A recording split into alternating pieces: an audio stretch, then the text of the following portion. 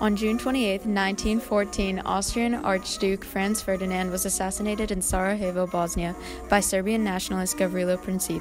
This was the spark that started World War I. On June 28, 1919, the Treaty of Versailles was signed by all nations in World War I except for Germany, Austria, and Hungary. This officially ended World War I and prevented Germany from starting another war. From this, Germany was forced to pay certain countries for damage and loss they caused, even though they were not involved in the making of the treaty. At that time, it was about $3.4 billion, but in today's currency, it's about $442 billion.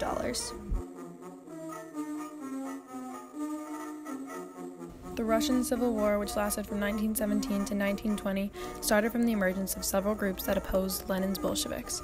These opposing parties of various monarchists, militarists, and foreign nations came to be known as the Whites, while the Bolsheviks were the Reds.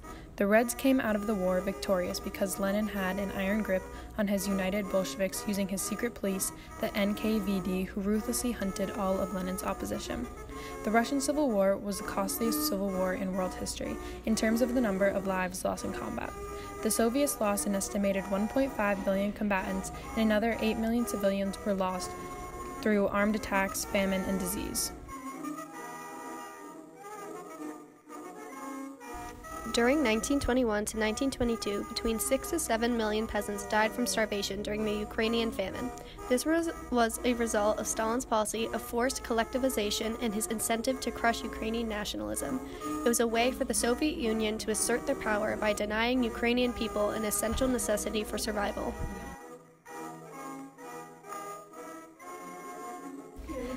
After the Russian Civil War, Lenin suffered from a stroke and was physically weakened. Lenin felt threatened by Stalin and ordered in writing that he be removed from his position of power. However, Lenin suffered from another heart attack before the testament was delivered, and Stalin was able to keep his control and amass personal power.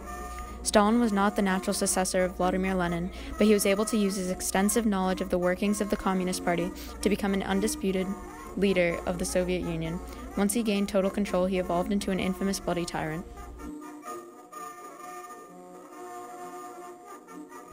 On October 24, 1929, the stock market crashed, which started the Great Depression. As stocks started to fall, the population quickly started to sell their stocks, which resulted in stocks falling even faster.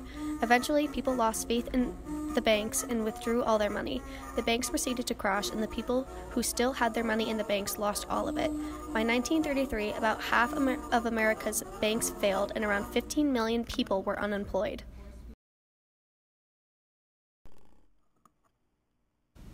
After Hitler came to power in March of 1933, the young boys of Germany were forced to be a part of Hitler Youth. They were educated to pursue Hitler's beliefs on race and his vision of the German Empire in the future.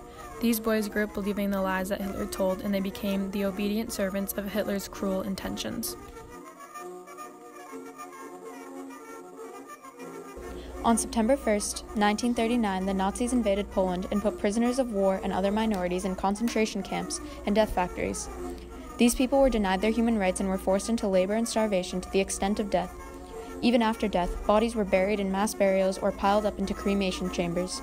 Even people outside of these concentration camps weren't allowed to speak their minds and risked being killed for rebellion. Between June 22, 1941 to December 5, 1941, the Germans began Operation Barbarossa with the intent to take over the Soviet Union. This caused failure for the Germans but gave the Soviets a stronger military. Germans were forced to be in the war, and many lost their lives because of this unwanted fighting. But the Soviets saved millions of civilian lives by sacrificing the lives of 3.3 million soldiers. In January 1942, the Nazis instituted the final solution for Jews.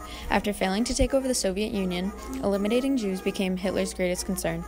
Death camps were open and people of all ages and genders were being killed by German gas chambers, crematoriums, poisons, and bullets. Auschwitz-Birkenau is infamous for being the biggest concentration camp and death factory of the Holocaust. On September 2, 1945, the Second World War ended and economic growth and prosperity were quick to follow. The war created a plethora of jobs, the automobile industry and other industries became much bigger, and mortgages were much cheaper for returning soldiers, allowing those who were previously caught in the Depression to have a job and a house.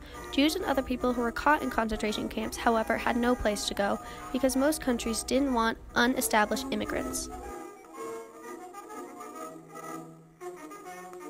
During the Potsdam Conference, Britain, the Soviet Union, and the United States would decide the fate of Germany. They decided to split Germany into 4 parts, giving 1 part to the USSR, 1 to Britain, 1 to the US, and a small piece to France. The French, British, and American parts of Germany gave the Germans basic human rights. However, the Soviets looted their entire part of Germany, leaving the remaining residents with almost nothing. The other countries knew about this, but instead of doing something to help, they left Soviet Germany to suffer as both reparation for what the Germans did and because they appreciated the Soviets' aid during the war.